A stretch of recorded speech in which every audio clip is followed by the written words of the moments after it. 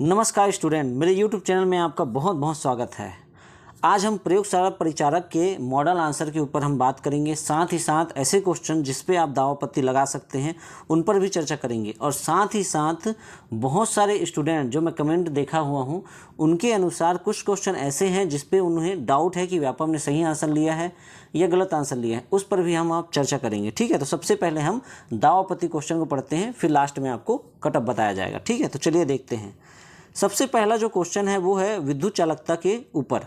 बहुत सारे स्टूडेंटों को इसमें डाउट है कि इसमें सबसे कम चालकता लोहा का होना चाहिए, लेकिन आंसर लिया हुआ है जस्ता वाला। मतलब व्यापम द्वारा जो आंसर लिया हुआ है वो बी नंबर लिया हुआ है। कौन सा नंबर लिया हुआ है? बी नंबर लिया हुआ है। ठीक है, ये आंसर सही है क्योंकि जस्ता का ही इस क्वेश्चन के अनुसार विद्युत चालकता सबसे कम होती है। आप NCERT बुक में जाके आप देख सकते हैं। ठीक है, तो इस क्वेश्चन पर दावा आपत्ति करना सही नहीं होगा। ठीक है, दूसरा क्वेश्चन हम देखते हैं। ये जो क्वेश्चन है इसका आंसर व्यापम ने गलत लिया है।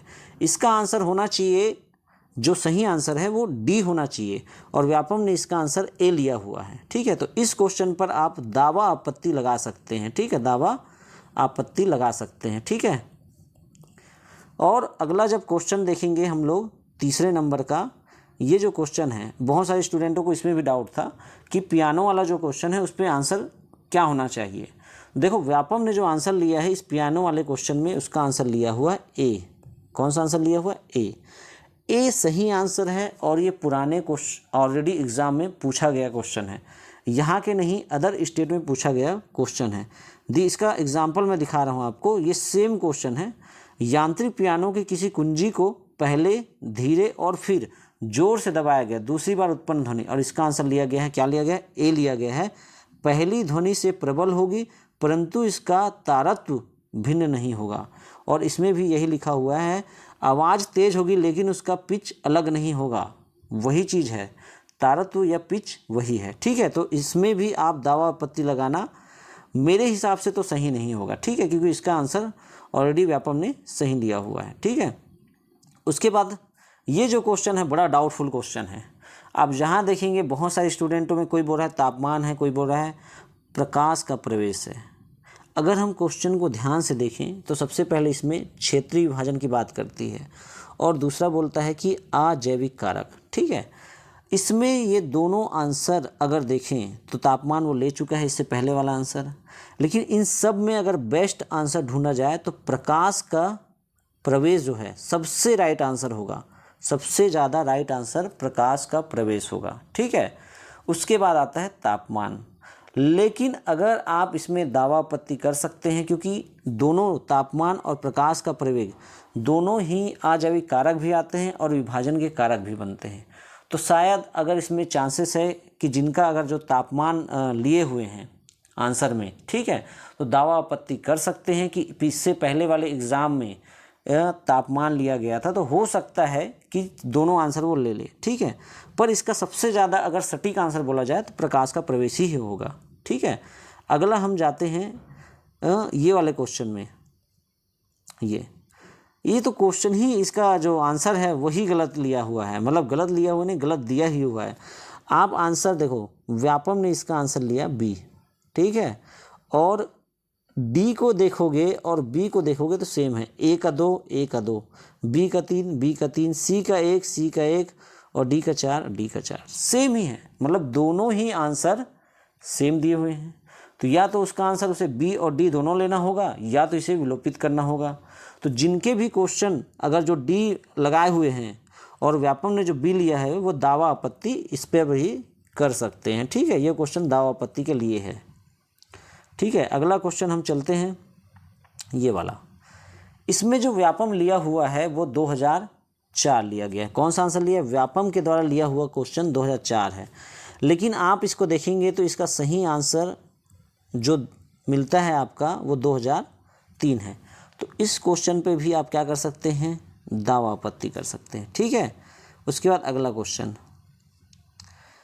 क्वेश्चन ये है कि इस क्वेश्चन का जो आंसर है, बहुत सारे आप बुकों में देखोगे, ऑथेंटिक बुकों में, तो बेगार प्रथा दिया हुआ है। कौन सा प्रथा दिया हुआ है? बेगार प्रथा दिया हुआ है। ठीक है, लेकिन कई एग्ज़ामों में इसका आंसर लगान व वन नीति दिया है, इसलिए ये क्वेश्चन पे आप दावा आपत्ति कर सकते हैं। ठीक है, तो ये क्वेश्चन भी दावा आपत्ति के लायक है। ठीक है, अगला क्वेश्चन हम देखते हैं।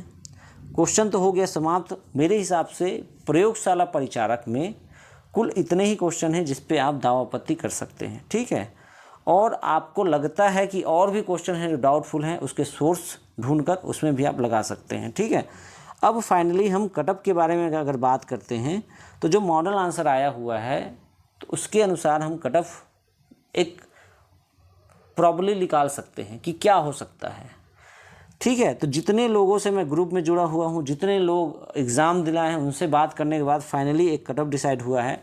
कुछ लोगों को लग सकता है कि कटअप हाई भी है, कुछ लोग को लग सकता है कटअप कम भी है, पर ये मेरे अनुसार है, जितना मैं गणना किया हूँ कि नंबरों के हिसाब से जो लोग प्रयोगशाला परिचारक में अपना नंबर बताए हैं उसके अनुसार से। ठीक है, 1-2 नंबर आगे पीछे हो सकता है, क्योंकि जब फाइनल संशोधित मॉडल आंसर आएगा तो उसमें जो कट ऑफ है, कुछ क्वेश्चन विलोपित हो सकते हैं, 1-2 क्वेश्चन, और कुछ क्वेश्चन चेंज होंगे। ठीक है, तो 1-2 नंबर का ही फर्क आएगा, ज़्यादा नहीं।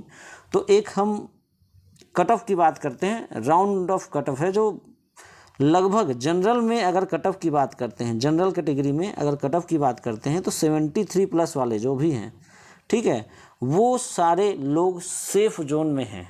ठीक है, 73 प्लस वाले लोग सेफ जोन में हैं।